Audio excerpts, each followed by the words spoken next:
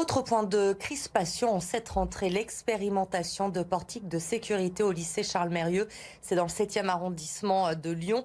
Pascal Bonniel-Chalier, bonsoir. Bonsoir. Merci d'être avec nous dans Bonsoir Lyon. Vous êtes élu les écologistes à la région, membre de la commission éducation. Vous êtes opposé à cette expérimentation. Pourquoi ? Alors nous y sommes opposés en assemblée plénière au mois de juin et nous sommes venus protester lundi matin sur cette expérimentation. Je crois qu'on ne vit pas dans la même région avec l'exécutif régional. Au mois de juin, les élèves ont passé le bac sous de fortes canicules. Dans certains lycées, c'était juste insupportable, autant pour les élèves que pour la communauté éducative. Et la seule priorité, c'est d'installer des scanners corporels, alors qu'il y a déjà des portiques qui, comme vous le savez, ont coûté plusieurs millions d'euros à cette région. Alors, dans un contexte quand même national où l'argent public n'est pas extensif, nous, on considère qu'il y a bien d'autres priorités que de mettre en place des scanners corporels. On voit les images pendant que vous parlez. C'est vrai que hier matin, pour cette rentrée, on a eu l'impression un peu que les élèves se rendaient plutôt à l'aéroport pour prendre un vol en posant leur sac. Mais ce système, quand même, peut éviter des drames, non ? Alors, qu'on s'inquiète de la sécurité, bien entendu, mais je pense qu'il y a un problème de fond à régler en termes d'encadrement des élèves et aussi de soutien aux enseignants. Alors, j'évoquais effectivement des besoins en termes d'investissement pour les bâtiments, mais on a aussi besoin d'effectifs.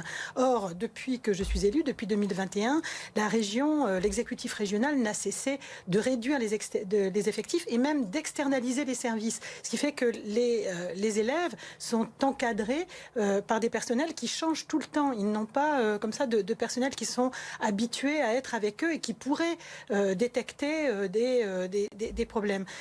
On est aussi très inquiet pour la santé mentale des élèves. Effectivement, on le sait, dans un problème national de santé mentale. On aurait besoin d'effectifs supplémentaires. Vous savez qu'il y a un poste sur 2 de médecins qui n'est pas aujourd'hui pourvu dans les lycées. Donc il y aurait bien d'autres choses à faire, et notamment en termes de liens humains, plutôt que de mettre des scanners qui ne vont en réalité rien régler. Rien réglé, mais peut-être détecter quand même des armes blanches. Évidemment, on le sait, c'est un problème aujourd'hui dans l'éducation nationale. On l'a vu juste avant votre arrivée sur le plateau. Il va y avoir une grève très certainement jeudi au collège à Villeurbanne des gratte-ciel parce qu'il y a un manque de personnel.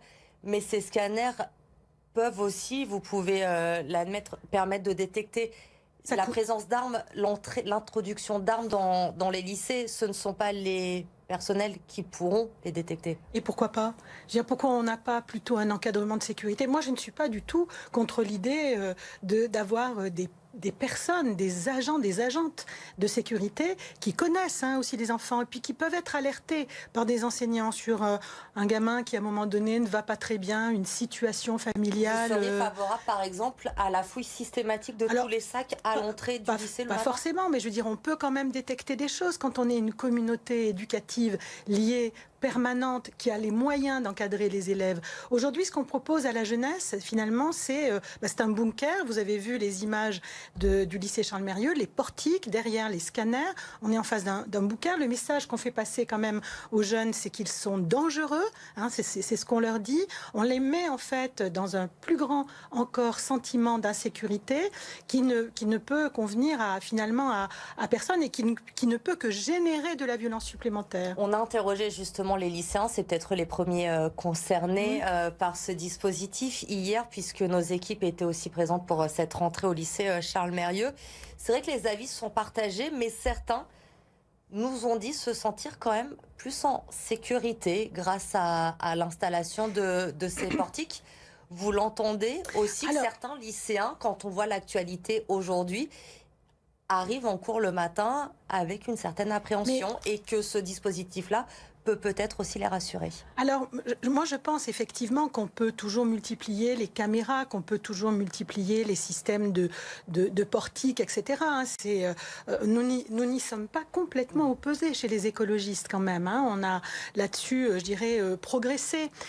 La question, c'est le malaise de fond. Comment se fait-il qu'à un moment donné, on puisse avoir des enfants, enfin des jeunes, des adolescents, des jeunes adultes qui en arrivent là? C'est un malaise profond. Si la seule réponse, elle est technologique, on s'en sortira à jamais. Alors, on peut... Oui à la technologie, mais une c'est priorité bien loin, à mettre c'est sur bien les loin moyens d'être humains. suffisant. hein. Les moyens humains, c'est la priorité. Écoutez, il suffit de regarder les chiffres de la région Auvergne-Rhône-Alpes pour voir qu'elle ne cesse de baisser les effectifs. Et je vous dis, quand elle met en place des services, elle les externalise. Donc, il n'y a pas de lien de confiance qui peut se faire avec des personnes qui sont en permanence avec des élèves. Donc, effectivement, cette illusion de la technologie ne réglera pas le malaise de fond dans cette société. Il faut faire des projets avec les adolescents, il faut les mettre en face des questions de sécurité. Pourquoi pas leur faire rencontrer, parler avec eux de cela. Mais c'est pas en fouillant des sacs.